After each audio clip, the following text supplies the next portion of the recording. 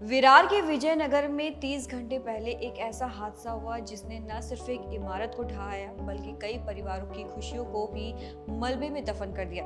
Ramabai apartment का पिछला हिस्सा अचानक एक पास की चौल पर गिर पड़ा और इस भयानक हादसे ने अब तक 15 लोगों की जान ले ली है। इस दुखद घटना ने पूरे इलाके को शोक में डुबा दिया, लेकिन राहत और बचाव का काम भी अभी जोरों शोरों से चल रहा है। एनडीआरएफ की 5वीं बटालियन की 2 टीमें, वसई विरार महानगर पालिका की टीम और स्थानीय पुलिस दिन रात मलबे में दबे लोगों को बचाने की कोशिश में जुटी है। इस हादसे की सबसे दर्दनाक कहानी है जोयल परिवार की। छोटी सी उत्कर्षा का पहला जन्मदिन था। घर रंग बिरंगे गुब्बारों से सजा था, मिठाइयों की खुशबू हवा में थी और केक काटने की तैयारियां जोरों पर थी। उत्कर्षा की मां आरोही और पिता ओंकार ने अपनी नन्ही परी के पहले जन्मदिन को यादगार बनाने में कोई कसर नहीं छोड़ी थी।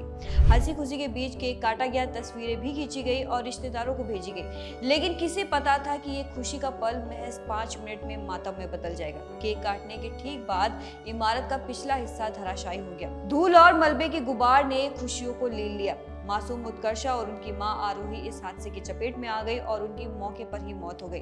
तो वही पिता ओंकार का भी अभी तक कुछ भी पता नहीं चला है। एक पल में जोयल परिवार की सारी खुशियां मलबे में दब गई। जहां हादसे के बाद का मंजर भयावह था, चीखें, रोने की आवाजें और मलबे के ढेर ने पूरे इलाके को हिला कर रख दिया था। लेकिन इस मुश्किल घड़ी में स्थानीय लोगों ने हिम्मत दिखाई।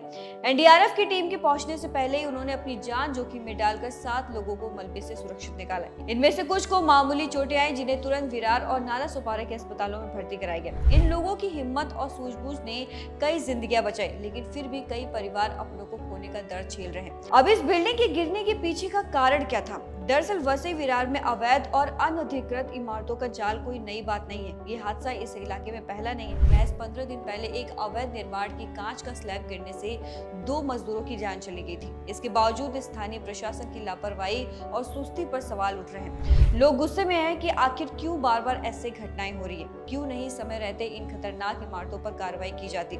फिलहाल विरार पुलिस ने इस पूरे हादसे के लिए जिम्मेदार बिल्डर नितिल गोपीनाथ साने और जमीर मालिक के खिलाफ मामला दर्ज कर लिया है। ये केस महाराष्ट्र प्रादेशिक नगर रचना अधिनियम की धारा 52, 53 और 54 के साथ साथ भारतीय न्याय संहिता की धारा 105 के तहत दर्ज हुआ है, लेकिन अभी तक किसी की गिरफ्तारी नहीं हुई है। लोग पूछ रहे हैं कि क्या ये कार्रवाई सिर्फ कागजी है, क्या जिम्मेदार लोगों को सजा मिलेगी या ये मामला अभी फाइलों में दबकर रह जाएगा।